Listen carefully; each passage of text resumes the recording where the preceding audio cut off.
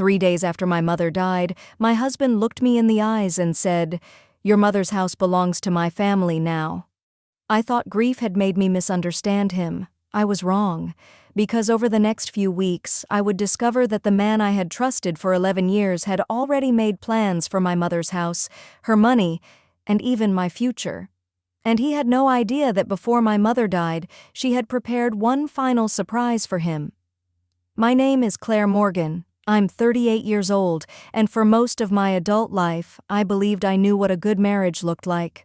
My husband Daniel and I had been married for 11 years. When we first met, he was everything I thought I wanted. He was confident without being arrogant. He made me laugh when I was stressed. He remembered little things about me. He brought me coffee in bed on Sunday mornings and used to tell me that I was the strongest woman he had ever known. When my mother became sick, Daniel was there for me. At least I thought he was. My mother's name was Evelyn. She lived in a beautiful 3-bedroom house in Connecticut, a place she had owned for decades. It wasn't a mansion, but it was warm, peaceful, and filled with memories. She bought it when houses in her neighborhood were still affordable. By the time she died, the property was worth more than $600,000, but to me, it was never just a house. It was where I spent my childhood. It was where my mother taught me how to cook. It was where we celebrated every Thanksgiving. It was where my father had proposed to her. It was where I had cried after my first breakup. It was where my mother sat beside me the night before my wedding and told me something I never forgot. She held my hands and said, "Claire, people will tell you that love means giving everything away. That isn't always true. Sometimes love means knowing what you should protect." At the time, I didn't understand what she meant. I would later realize she was talking about more than money. She was talking about me. My mother had been sick for almost 2 years.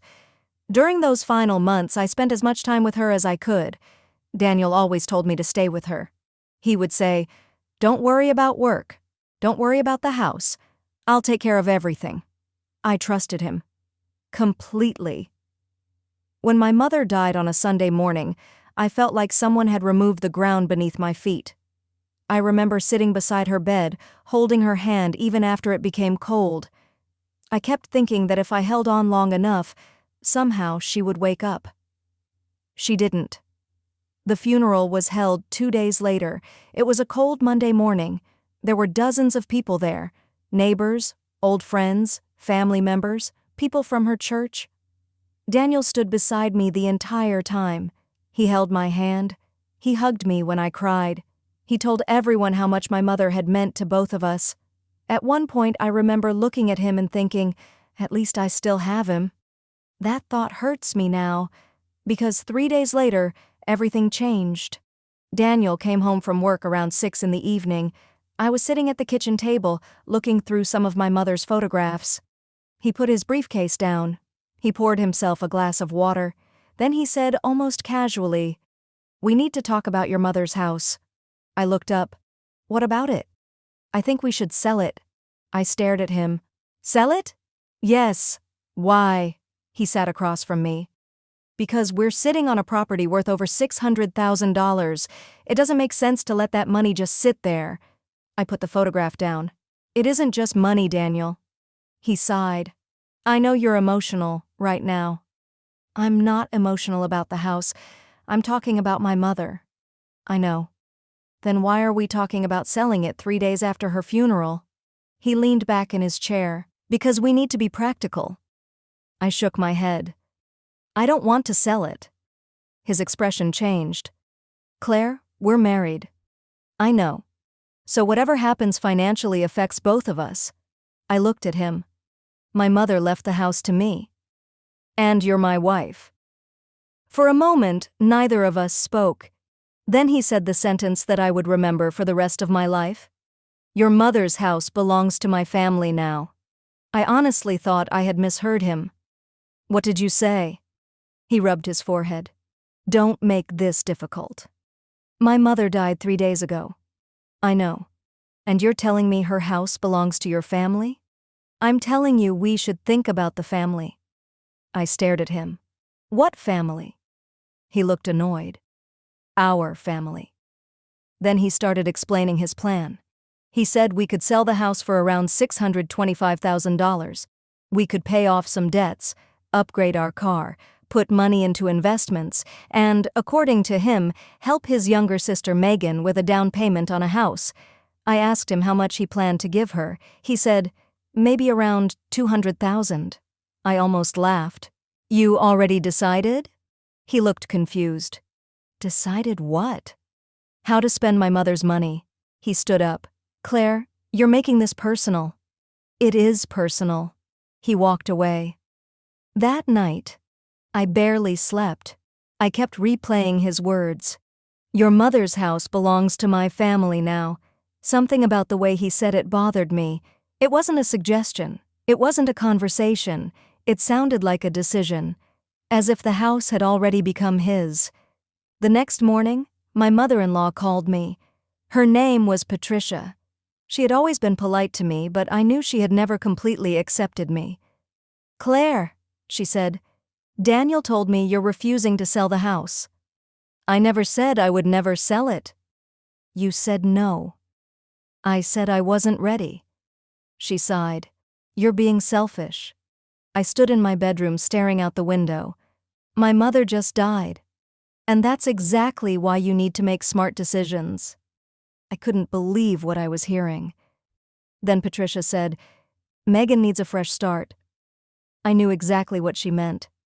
Megan had recently gone through a divorce. She was living in a small apartment and wanted to buy a house. But that wasn't my responsibility.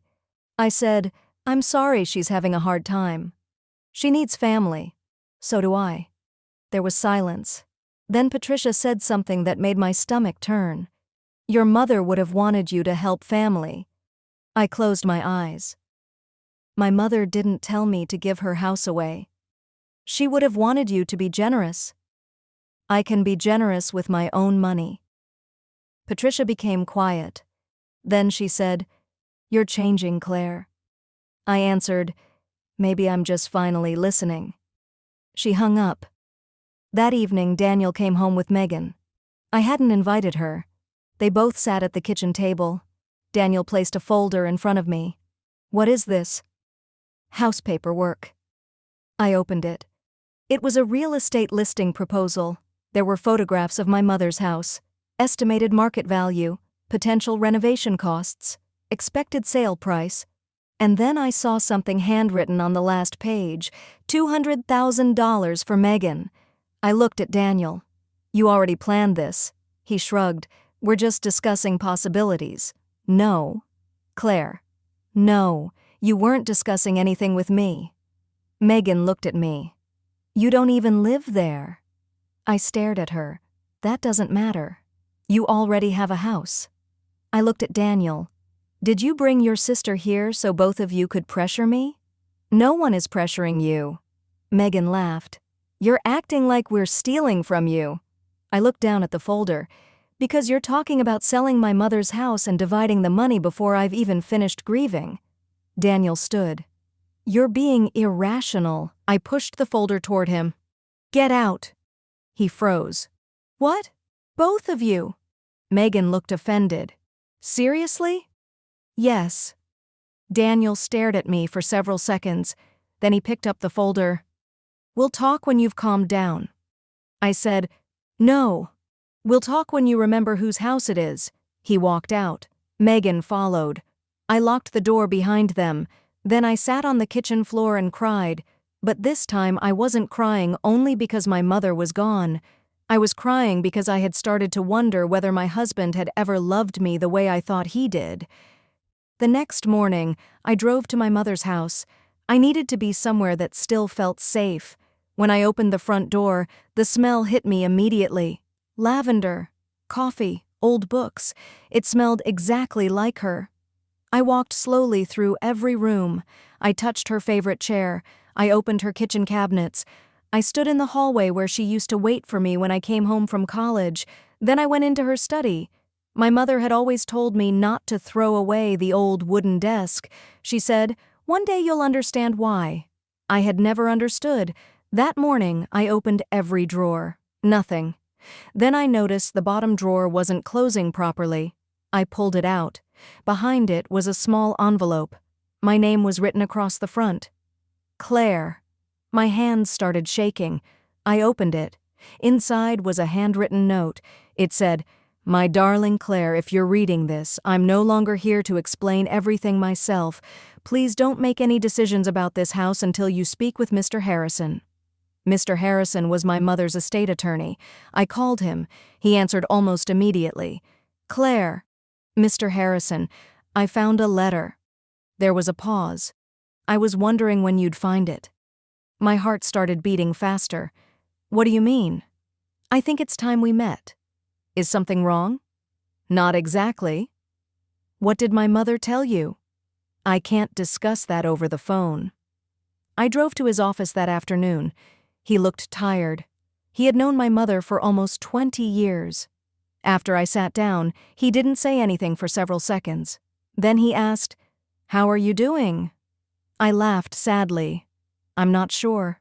He nodded. "I understand." Then he opened a file. "Your mother was concerned about your marriage." I froze. "My marriage?" "Yes." "Why?" He looked at me carefully. "She asked questions about what would happen to her property if you ever divorced." I stared at him. "Why would she ask that?" "Because she was worried about your financial security." "My husband has a good job." "That wasn't her concern." "What was?"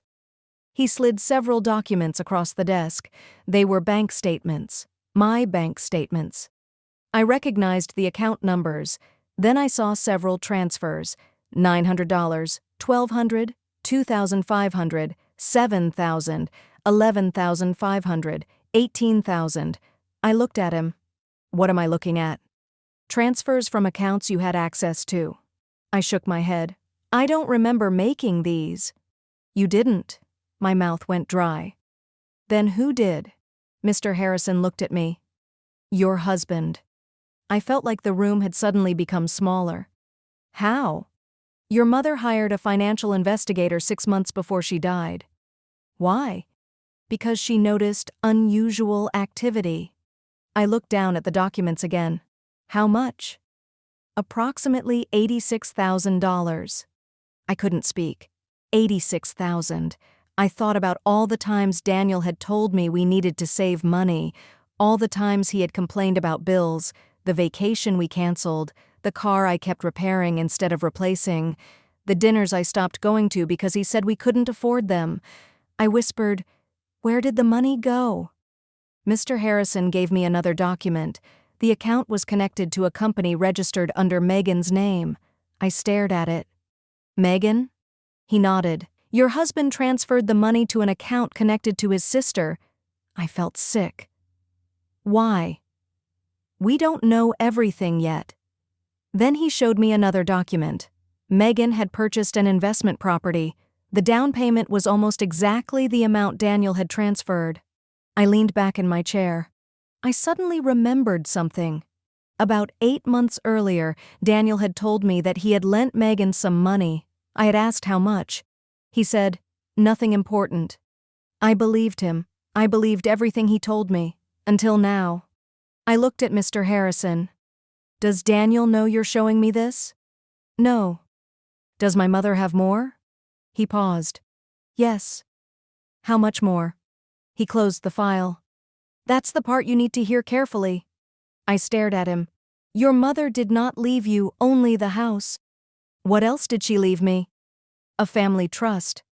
I had never heard of it. "What kind of trust?" "One designed to protect your inheritance from outside control." I didn't understand. He explained that my mother had created the trust years earlier. The house, several investments, a savings account, and other assets were connected to it. I asked why she had never told me. He said, "Because she wanted you to live your life without constantly thinking about money." Then he looked directly into my eyes. But she also knew that circumstances could change. I thought about Daniel. Did she know about him? Mr. Harrison didn't answer directly. Instead, he said, "Your mother had concerns." Then he told me something I wasn't prepared for. She hired a private financial investigator. I stared at him. How long? Almost 6 months. Before she died? Yes. Why? She believed someone was trying to gain access to your finances. My hands were cold.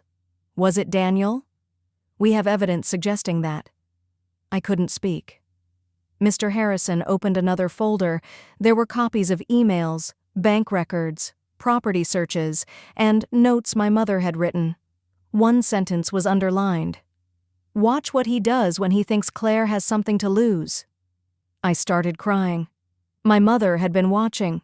While I was trying to save her life, she had been trying to protect mine.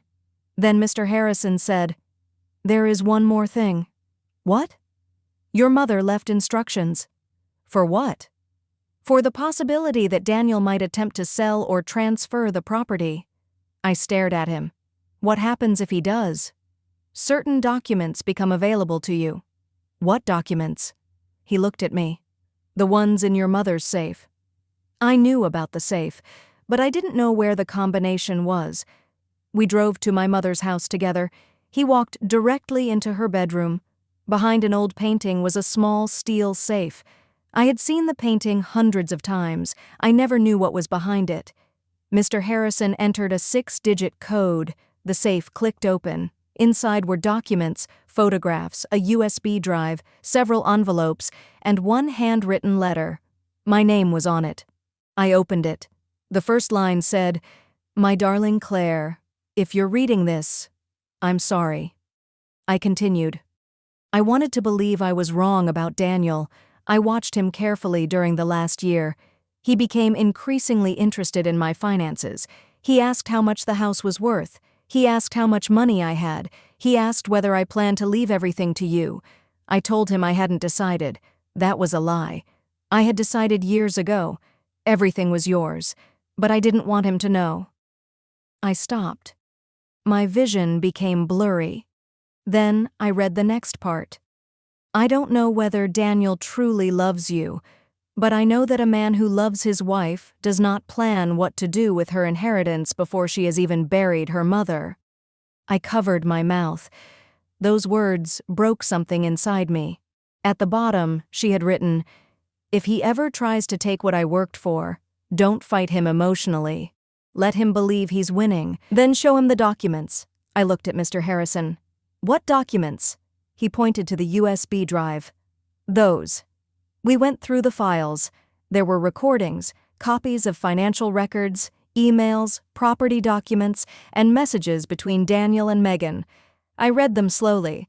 One message from Daniel said, "Once Claire gets the house, we can convince her to sell." Another said, "She'll eventually agree. She's too emotional right now." Then another, "Mom thinks we should push her harder." I stared at the screen. My husband had been discussing me with his family like I was a problem to solve. But the worst message came from Megan. She wrote, "Don't worry. Claire always gives in." I read that sentence 3 times. Always gives in. That was who they thought I was. The woman who would stay quiet. The woman who would apologize. The woman who would sacrifice herself to keep everyone happy. And suddenly, I knew exactly what I had to do. I wasn't going to confront them. Not yet. I wasn't going to tell Daniel that I knew about the trust. I wasn't going to tell him about the evidence. I wasn't even going to tell him about the safe. I was going to let him believe he was winning. The next evening, Daniel came home. He seemed unusually cheerful. He kissed my forehead. Then he said, "I've been thinking." I looked up from the kitchen table. "About what?" "The house." I waited. "I think we should move forward." I took a breath. "Okay." He smiled. "Really?" "Yes." He sat down. "I knew you'd come around." I smiled. "You were right." He had no idea what I knew. He started talking about the sale. He said we could make around $600,000. He said Megan could finally buy her house. He said we could buy a newer car. Maybe even take a vacation. He talked for almost 20 minutes. I listened. Then he asked, "You're not upset anymore, are you?" I shook my head. "No." That night, I heard him call his mother. She finally agreed. Patricia was thrilled. Megan was thrilled. They thought the problem was over. It had just begun. A week later, Daniel brought home a sale agreement. He put it in front of me. Just sign here. I looked at the document. The property was listed at $625,000. There was a clause directing the proceeds into a joint account. I pointed at it. Why a joint account? Because we're married. I nodded. Of course. He handed me a pen. I held it. Then I looked at him. Daniel? Yes? What happens if I don't sign today? His smile disappeared. Why wouldn't you?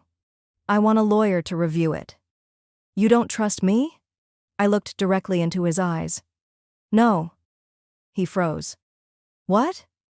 I don't trust you. He stared at me. Then his voice became angry. After everything I've done for you? I almost laughed. What have you done for me? I supported you. You supported me while planning to spend my mother's inheritance. That's not what this is. Then what is it? He stood up. You're making a huge mistake. I pushed the document back.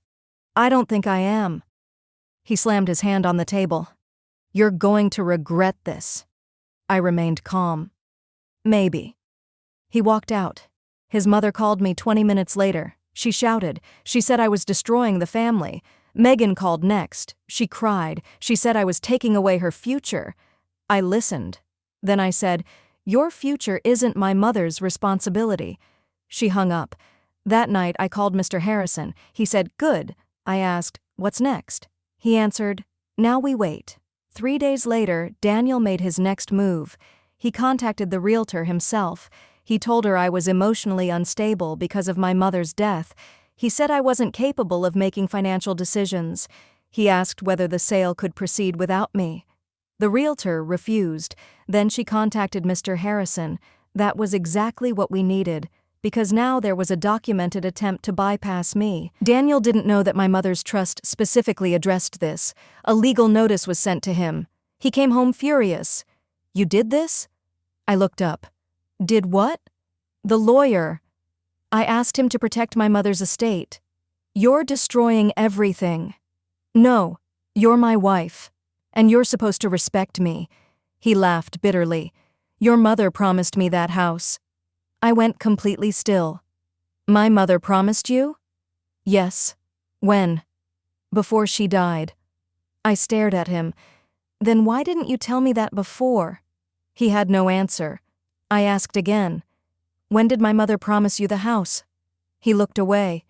You don't understand. No. I stood. I understand perfectly. Then I said the words I had been holding inside for weeks. You never cared about the house. His face hardened. You cared about the money. That's not true. You transferred $86,000 to Megan. He froze. I continued. I know about the separate account. He looked terrified. How? Mom. He swallowed. Then I said, you should have been more careful. That night, Daniel called his mother. Within an hour, Patricia and Megan were in my living room. Daniel demanded to know where I got the documents. I said, my mother left them for me. Patricia shouted, your mother was sick. She didn't know what she was doing. I looked at her. My mother was dying. I paused. But she wasn't stupid. Megan started crying. Claire, please. I looked at her. You knew about the money. I didn't know. You knew. She shook her head. I didn't. I opened the folder. You signed the paperwork for the company. She went silent. Then Mr. Harrison walked into the room. Everyone stopped talking. He placed a folder on the table. I believe we should let the documents speak for themselves. He opened it. Bank records, property records, messages, the original conversations, the altered messages Daniel had tried to use, then the trust documents. Daniel stared at them. Mr. Harrison said, Daniel, you have no legal ownership of Evelyn Morgan's property. Daniel pointed at me. She's my wife. Mr. Harrison replied calmly, that doesn't give you ownership of assets placed under the trust. Daniel looked at me. You planned this? I shook my head. No. My mother did. He looked stunned. Then I said, she knew. She knew what? She knew you. Silence filled the room. Patricia began crying. Megan sat down. Daniel looked at me like he was seeing a stranger. I said, "You had 11 years to build a life with me." I paused. "But you spent the last year planning what you would do with my mother's life after she was gone." Daniel whispered, "I made mistakes." I answered, "You made choices." Mr. Harrison placed one final document on the table. It was a repayment demand. The $86,000 had to be returned. Daniel and Megan were given 14 days. Otherwise, legal proceedings would begin. Megan started begging. She said she had never meant to hurt me. I told her, "You didn't accidentally take $86,000. She cried harder. Patricia blamed Daniel. Daniel blamed Patricia. Then Megan. Then stress. Then everything except himself. I sat there quietly. For years, I had been the person who tried to keep everyone happy. That night, I finally understood something. You cannot keep a family together by allowing them to tear you apart. The divorce was filed 3 weeks later. Daniel fought it. At first, he claimed I was being unreasonable. Then he claimed the inheritance should be considered marital property.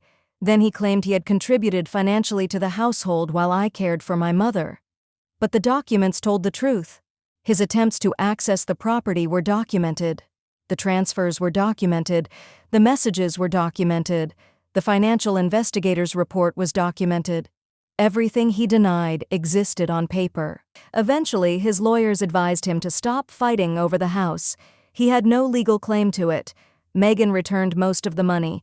Daniel had to sell several investments and his car to cover what he owed. Patricia stopped speaking to me. Honestly, I was relieved. 8 months after I filed for divorce, the marriage was officially over. The strange thing was that I didn't feel victorious. I felt empty. For 11 years, I had believed my marriage was my safest place. Then I discovered it had been the place where I needed the most protection.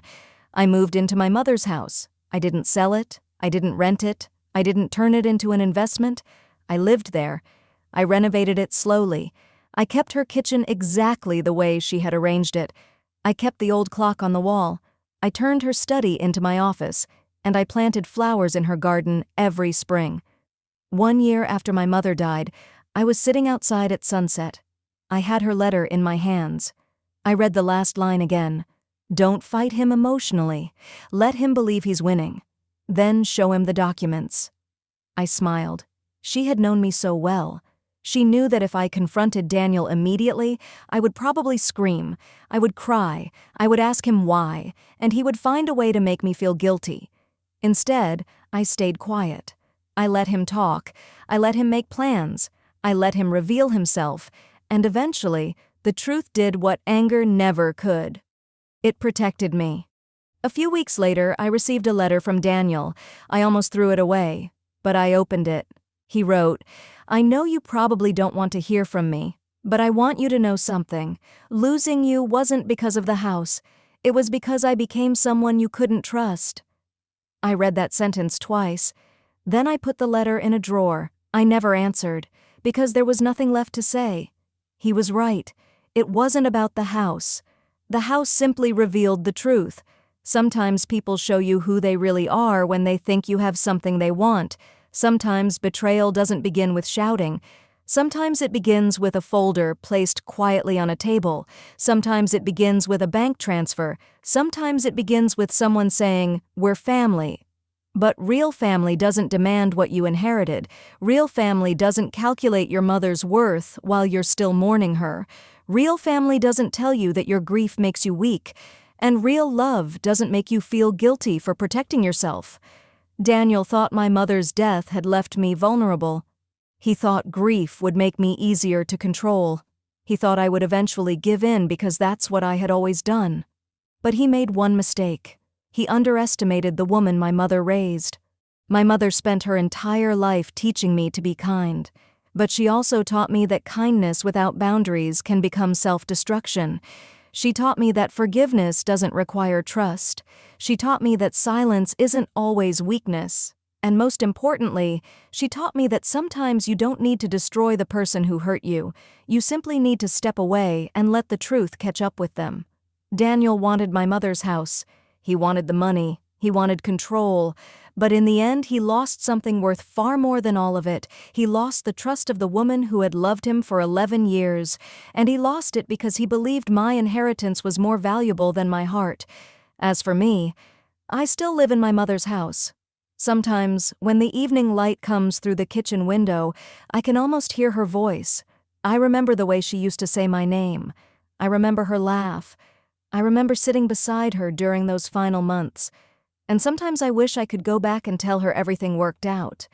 I wish I could tell her that the house was safe, that the documents were safe, that I was safe. But maybe she already knew. Maybe that's why she left everything exactly where she did.